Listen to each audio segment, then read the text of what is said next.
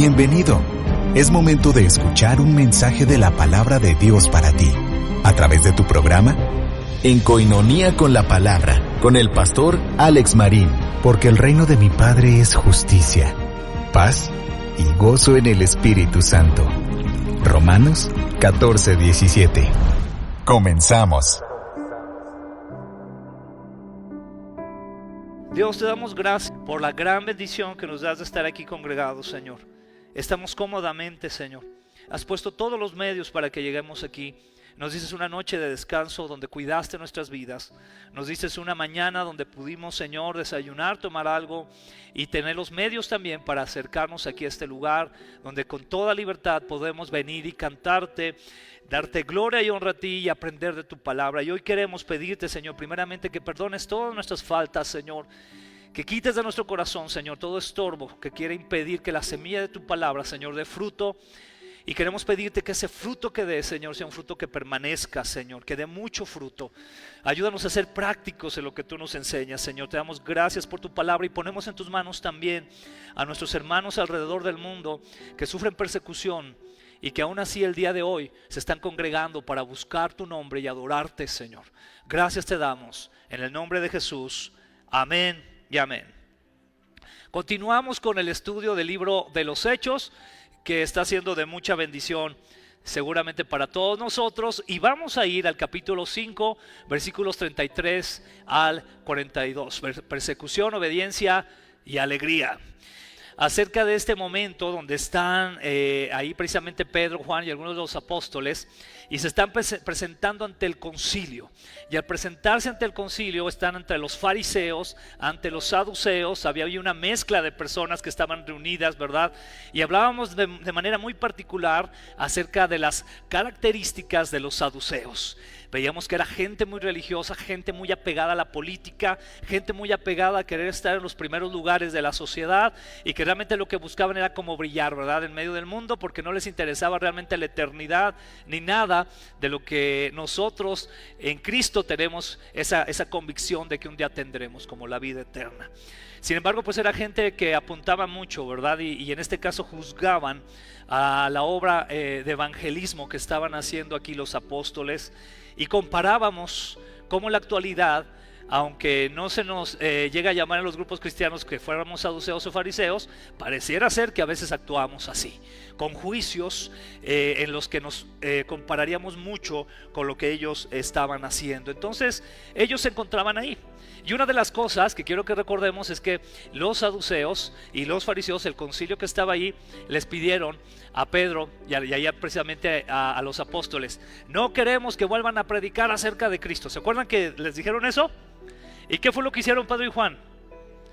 Le siguieron, ¿verdad? Con mayor razón, ¿verdad? Dijeron, bueno, entonces ahí les va otra vez el evangelio para que entiendan, ¿verdad? Entonces siguieron así. ¿Qué es lo que podemos ver ahí?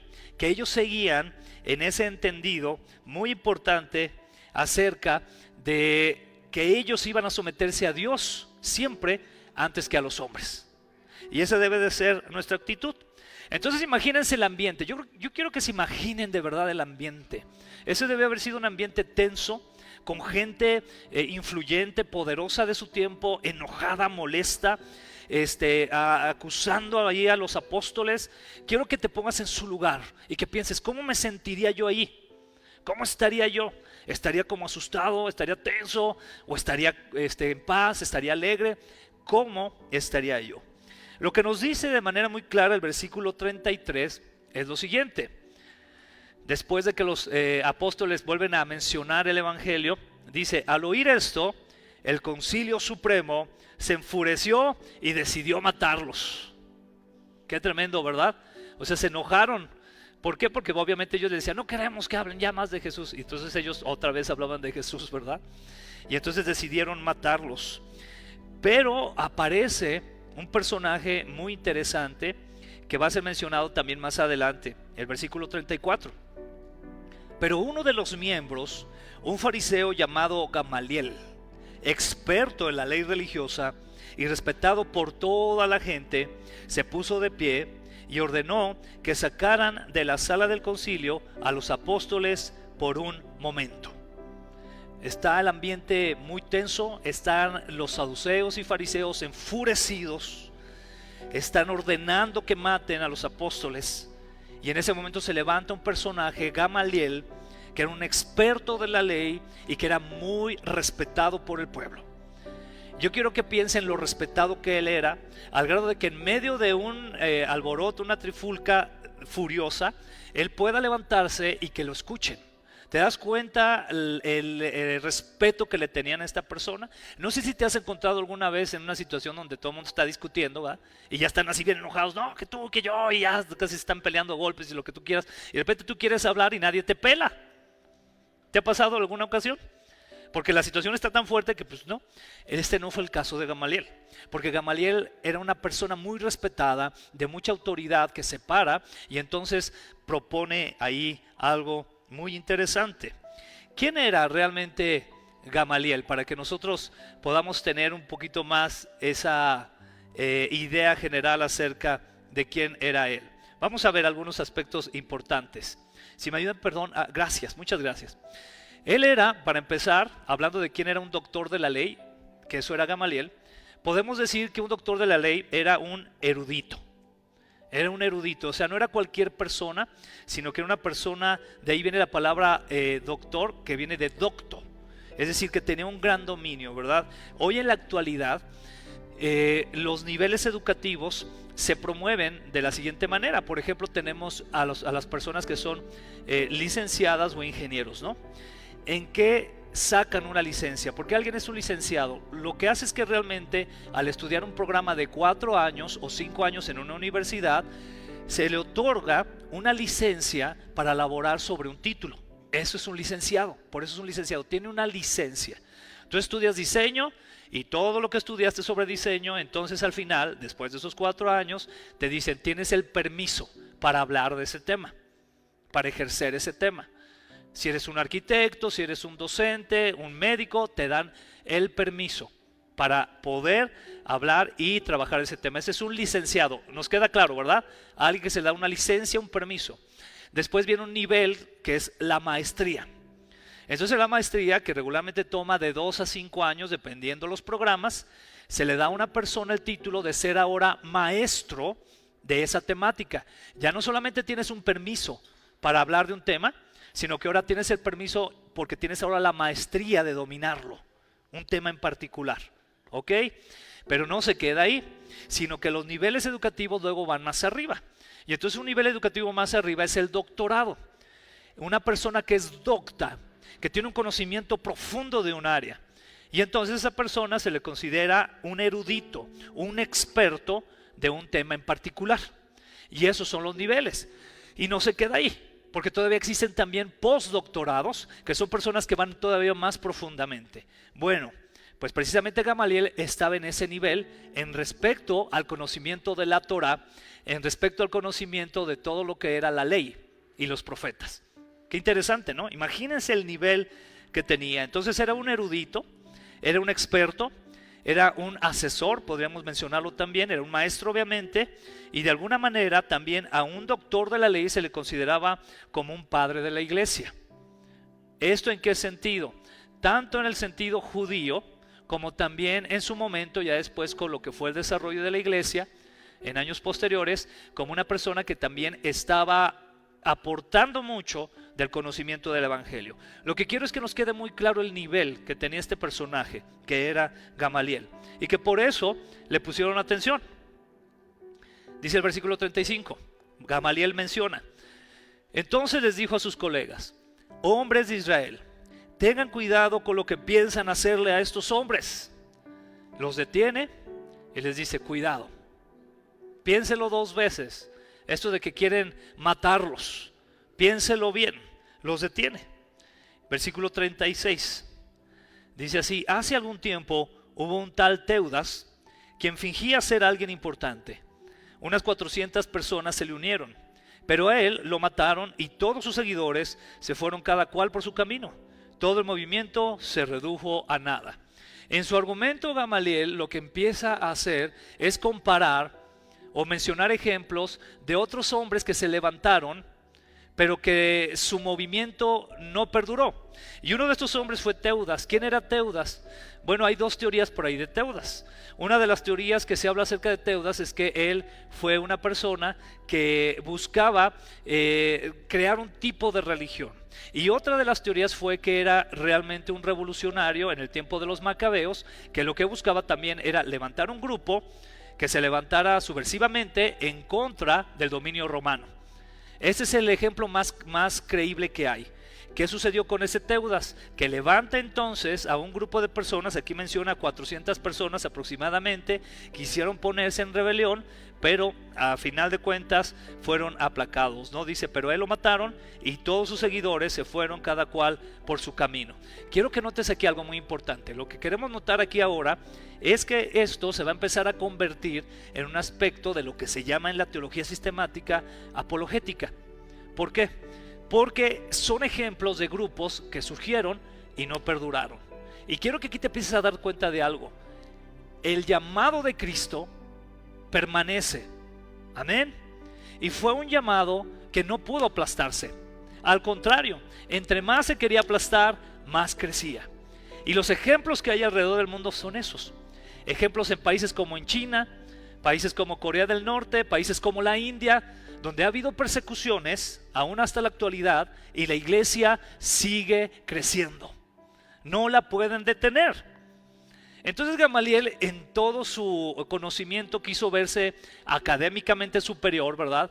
Y quiso decirles, no se preocupen, o sea, piénsele bien, miren, no hay que quedar mal nosotros. Mejor déjenlos solitos, si no están bien, pues solitos se van a ¿cómo se llama? Extinguir, se van a acabar, ¿verdad? No sabía realmente lo que estaba diciendo, ¿verdad? Porque ya en ese momento eran miles los creyentes, ya no eran 400, ¿verdad? Como en el caso de Teudas, eran miles los creyentes que estaban conociendo del Evangelio. Y entonces menciona ese ejemplo Gamaliel. En el versículo 37 dice lo siguiente: después de él, sigue hablando Gamaliel, en el tiempo en que se llevó a cabo el censo, apareció un tal Judas de Galilea. Logró que gente lo siguiera, pero él también lo mataron y todos sus seguidores, ¿qué pasó con ellos? Se dispersaron. Caso muy diferente aquí, caso muy diferente. ¿Qué hizo Judas de Galilea? Una de las cosas que hizo Judas de Galilea es que juntó una serie de personas y se las quiso llevar al Mar Rojo y quiso abrir el Mar Rojo. Y pues nunca se abrió, ¿verdad? Entonces fue una de las cosas que hizo. Entonces extinguió esa situación. Y se dispersaron, no siguieron como un grupo, ¿verdad? Entonces en el versículo 38 dice lo siguiente Gamaliel: pero si es de Dios, ustedes no podrán detenerlos. Tal vez hasta se encuentren peleando contra Dios. Aquí hay dos teorías acerca de con qué connotación dijo esto Gamaliel. Una de las teorías es que lo dijo honestamente, pero la teoría que está más apoyada por los teólogos es que lo dijo sarcásticamente. Es decir, que él dijo, pero si es de Dios, pues ustedes no podrán detenerlo. Tal vez hasta se encuentren peleando con Dios, como dando a entender, pues se van a acabar, o sea, ¿para qué siguen ahí discutiendo con ellos, verdad? Déjenlos, no se ensucien las manos de sangre. Y fíjense que el contexto es precisamente de qué los acusaban a ellos. ¿Recuerdan? A los fariseos y a los saduceos, ¿de qué los acusaban? De haber matado al Señor, ¿verdad? De haber matado al Señor. Entonces, de alguna manera, Gamaliel quería como evitar otra vez eso, ¿no? Que ahora los acusaran no solo de matar al Señor, sino ahora de matar a los seguidores de Jesús. Como quererse limpiar las manos. Yo creo que Gamaliel lo dijo un poco más sobre esa línea como diciendo, no hombre, no se preocupen, se van a acabar, ¿verdad? Porque pues, imagínense, igual ya hasta en un momento dado nos encontramos peleando con Dios. Siento que lo dijo más de una manera sarcástica. Y ahí es algo que lo que Gamaliel representa para nosotros en la actualidad, precisamente es ese tipo de grupos que puede considerar al cristiano, y aquí fíjate, es de lo más importante que te quiero compartir hoy, que puede considerar al cristiano como una persona inferior. Quiero repetirte esto, que llega a considerar al cristiano, la sociedad que no está conforme a las escrituras, que no está siguiendo al Señor, que sus ojos no han sido abiertos al Evangelio por el Espíritu de Dios, y consideran al cristianismo como una cuestión de tontos. ¿Has escuchado eso? Tristemente se considera al cristiano como una persona que no sabe, como una persona que no está preparada, como una persona irracional, que nada más va por fe, ¿verdad? Y ya. Una persona que en sus comentarios o en su discurso no tiene mucho que aportar. Y hay grupos, sobre todo grupos, podemos decir, académicos, grupos de personas muy conocedoras que consideran, no todos, pero algunos de ellos consideran el cristianismo como un pensamiento tonto. Y es aquí donde tú y yo debemos de estar muy preparados en el Señor y hacerles ver en el amor del Señor, con el ejemplo y la gracia del Señor, que no es así, hermano. Pero aquí viene el problema. ¿Están listos para cuál es el problema? El problema es cuando quizás nosotros mismos, como creyentes, no estamos creciendo en la palabra, no estamos creciendo en la oración, no estamos creciendo en nuestra comunión con Dios, no tenemos esa relación fuerte con Él, de tal forma que cuando nos encontramos con este tipo de grupos, pues nos presentamos así. Y esta presentación del creyente no solamente habla acerca del conocimiento bíblico que pueda tener, sino pon mucha atención en esto, del testimonio de vida que tienes. ¿Estamos todos aquí? Porque si tú y yo tenemos un testimonio de vida en el cual no parecemos cristianos, ¿sabes qué van a decir de nosotros? Esto. Pues déjalo, hombre, pues al final de cuentas se va a dar cuenta que de lo que está es puro fanatismo y puro error. Pues mira cómo está, nomás no logra salir del bache, sigue igual. Las decisiones que toma, mira, no sé si nos vamos familiarizando con esta situación. Amén. Y yo sé que es complicado esto que te estoy diciendo, pero a veces así nos ven las personas. A veces mostramos eso. Pero aquí va a haber entonces una diferencia. ¿Cuál es la diferencia? Que a las personas a las que se estaba refiriendo aquí, que eran Pedro, que era Juan y algunos de los apóstoles, eran hombres de un tremendo testimonio. No andaban con dos cosas, no andaban ambiguos. Ellos pudieron haber dicho ahí cuando se les acusó, ¿verdad? Pudieron haber dicho, no, pues está bien, imagínate, yo imagino así a Pedro y a Juan en esta situación actual, ¿no? Un Pedro y Juan actual. Mira, que le digan al concilio, ¿nos dan 5 minutos? Pues ándale, pues, y de repente por acá, pues mira, Juan, vamos a hacer esto, vamos a decirles que sí, que vamos a hacer lo que nos dicen, ya no vamos a hablar de Jesús, y ya cuando salgamos, pues ya hablamos de Jesús. Y ya regresan, ¿no? Oh, ya estamos listos. A ver, ¿entonces qué van a hacer? ¿Van a seguir hablando de Cristo? No, ya no lo vamos a hacer, nos equivocamos, perdón. Entonces váyanse, y se van, ¿verdad?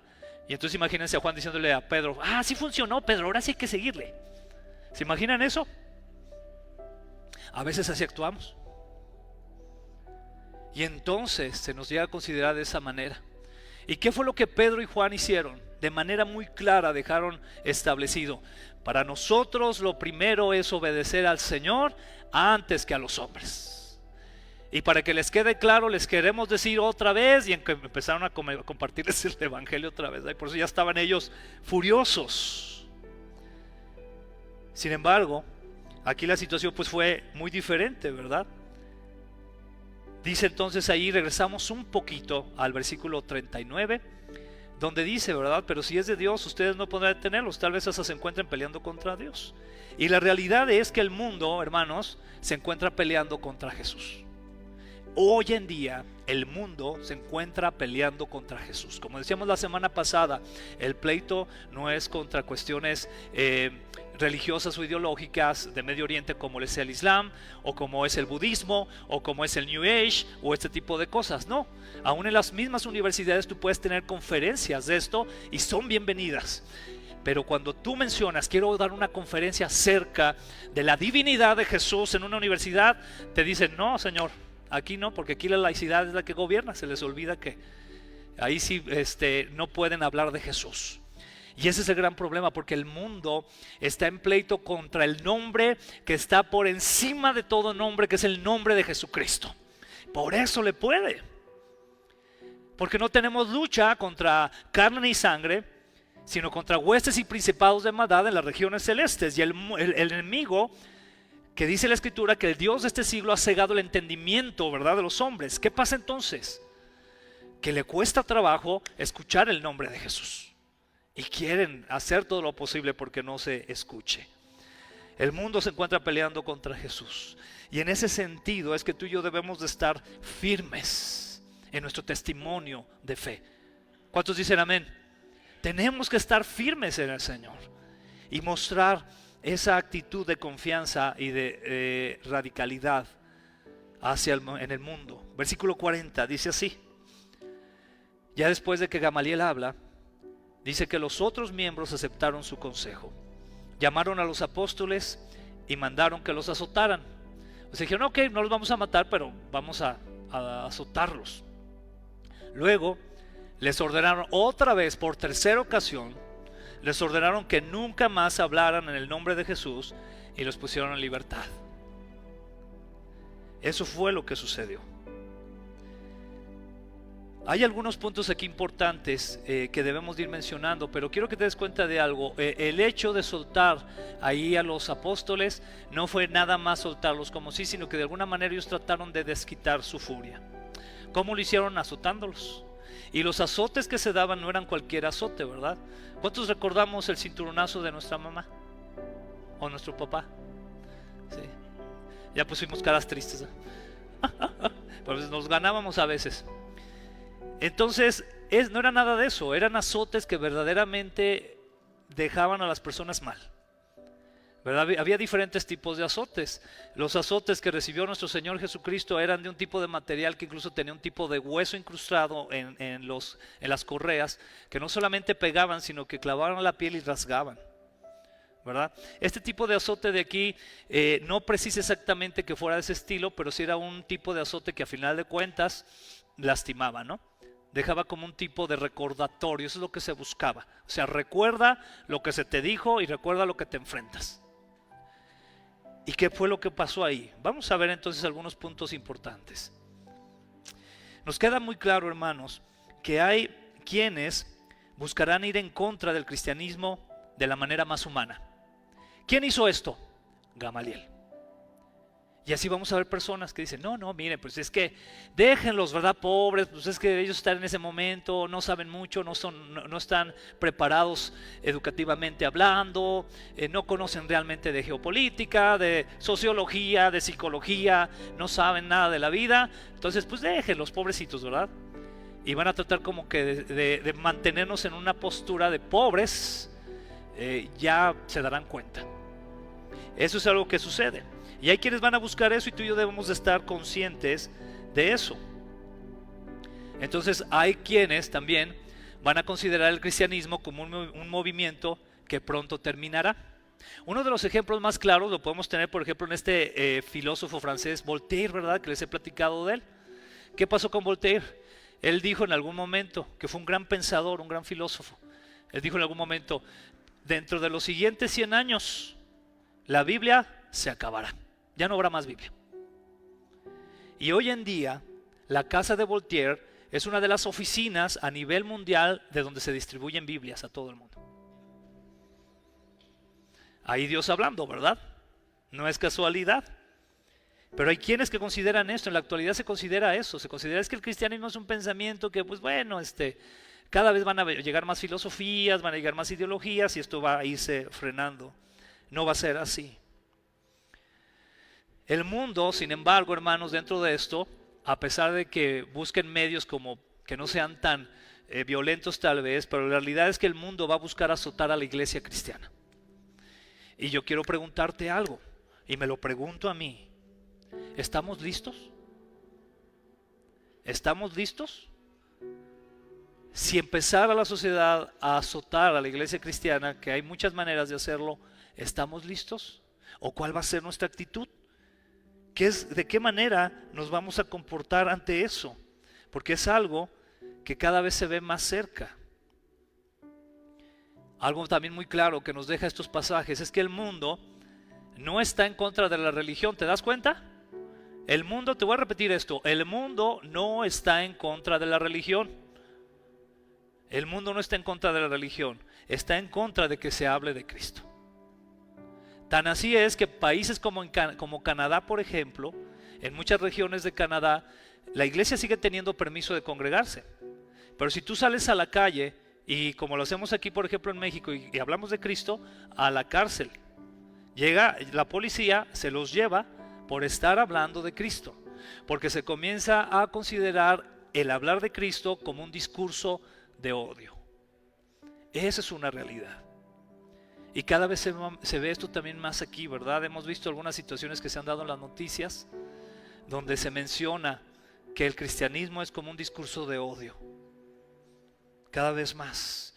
Entonces el mundo no está en contra de que nos podamos reunir, de que podamos tener aquí, cantar al Señor, etcétera. El mundo está en contra de lo que hace rato mencionaba Memo, ¿verdad? Hace rato Memo de manera insistente y muy adecuada decía: todos los creyentes estamos llamados a compartir el evangelio, todos. A veces decimos, no, es que yo no tengo el don del evangelista. No, Señor. Mateo 28 es muy claro, ¿verdad? Nos dice, id y hacer discípulos. Todos y cada uno debemos de hacerlo, ¿verdad? Y eso debería de ser algo que tuviéramos bien presente. Entonces, eso es en lo que el mundo, hacia lo que el mundo va a estar peleando, el que tú y yo compartamos el evangelio. Decíamos también, no sé si recuerdo esta semana pasada o la anterior, que el Señor nos dé la bendición de poderle compartir a una persona por lo menos por semana. Y yo quiero preguntarte hoy, vamos a hacer el test, no me respondas, ¿le compartiste a alguien de Cristo esta semana? Yo espero que sí. Yo espero que sí, porque es lo mínimo que deberíamos de hacer. Imagínate, estamos hablando de por lo menos unas 48 o 40 personas, por decir algo, en el año que podemos compartirles de Cristo. Multiplícalas por los que estamos aquí. ¿A cuántas personas les podríamos estar compartiendo de Cristo? A muchas. Pero como decíamos al inicio del mensaje, si nuestra situación de vida está en que realmente ni siquiera nosotros mismos hemos resuelto las ambigüedades en las que vivimos, bien difícilmente le vamos a poder compartir a alguien de Cristo. ¿Estamos de acuerdo, hermano? Bien difícilmente, porque estás pensando nada más en lo tuyo. Mientras la gente se pierde porque nadie le dice. ¿Cómo irán? Dice Pablo, si nadie les predica. Y ahí está lo que debemos de hacer.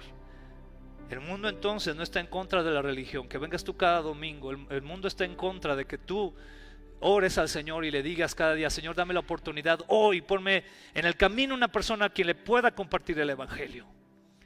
Porque si no estamos así es porque nuestra mente está divagando en otras cosas. Y es triste que estemos de esa manera. Se esperaba entonces, por lo tanto, en ese momento, y actualmente es algo parecido, que el cristianismo fuera un movimiento que pronto desapareciera.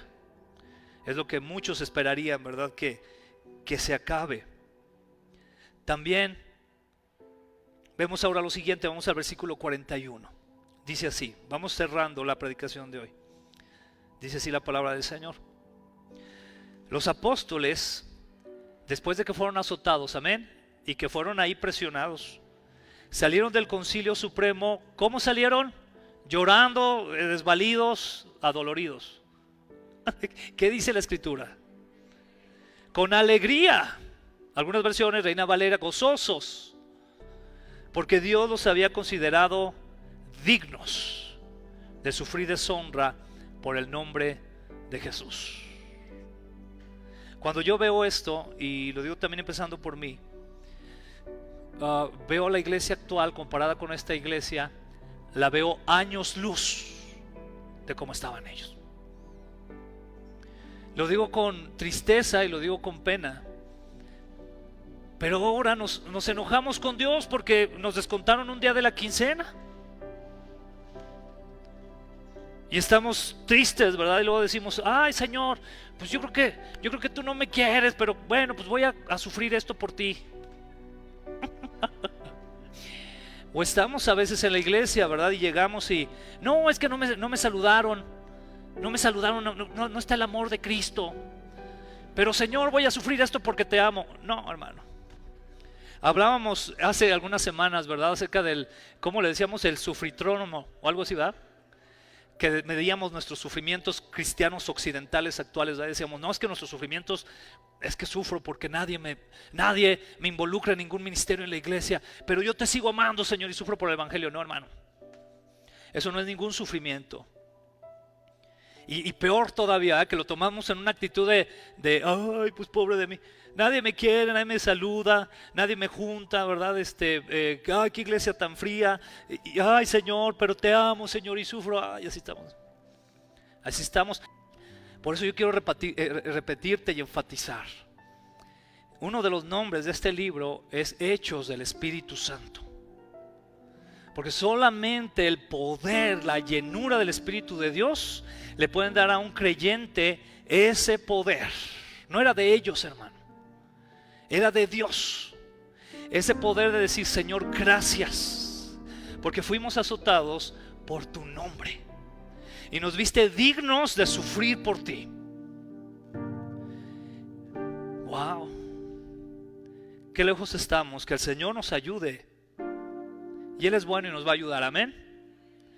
Porque si tú y yo buscamos de su presencia, wow, o sea, el Señor nos va a llenar de Él. Nos humillamos ante Él, reconocemos nuestra necesidad de Él, y eso es el poder del Evangelio. Recuérdalo, a final de cuentas ese es el poder del Evangelio, el reconocer que sin Cristo tú y yo estamos perdidos, pero que con Cristo, por su gracia, lo tenemos todo, por Él. Versículo 42 dice así: y cada día en el templo y casa por casa seguían enseñando y predicando este mensaje: Jesús es el Mesías. ¿Lo estás predicando? ¿Lo estamos predicando? Me encanta cómo lo enfatiza aquí el libro de los Hechos, porque dice que cada día en el templo, ¿verdad? Lo que hacemos, por ejemplo, aquí, seguimos creciendo en Cristo, pero también dice casa por casa. Y de ahí es que nos queda claro. Predicamos en el templo, seguimos enseñando el mensaje de Cristo, buscamos en cada mensaje incluir el Evangelio. Padre, te damos gracias, Señor, en esta tarde por la bendición que nos das de poder escuchar de tu palabra, Señor. Qué bueno eres, Señor. Gracias, Señor, porque no solamente nos has salvado, no solamente nos has limpiado de todos nuestros pecados, Señor, de toda nuestra maldad. Éramos enemigos tuyos, Señor, y tú ahora nos has hecho, por Cristo Jesús, nos has hecho parte de tu familia, nos has hecho tus hijos. Gracias, Señor, no tenemos cómo pagarte, de verdad, Señor. Somos deudores, como dice tu palabra. Pero no solamente nos has redimido, sino que día a día nos transformas, Señor. Nos santificas. Padre, como iglesia queremos pedirte que nos ayudes a ser una iglesia que busque, Señor, testificar de tu palabra. Que siempre recordemos, Señor, que al que primero debemos de obedecer es a ti, Señor, antes que a los hombres, Señor. Pero para eso, Señor, reconocemos que necesitamos ser llenos del poder de tu Espíritu Santo. Ayúdanos a ser una iglesia que ore en la intimidad a ti. Ayúdanos a ser una iglesia que en unidad oremos, Señor. Ayúdanos a ser una iglesia disciplinada en buscarte en las Escrituras. Disciplinada en buscarte en el ayuno, Señor. En el congregarnos, en el servirte. En el comprender, Señor, que nos has dado todas las facilidades aquí donde estamos, en esta cultura occidental.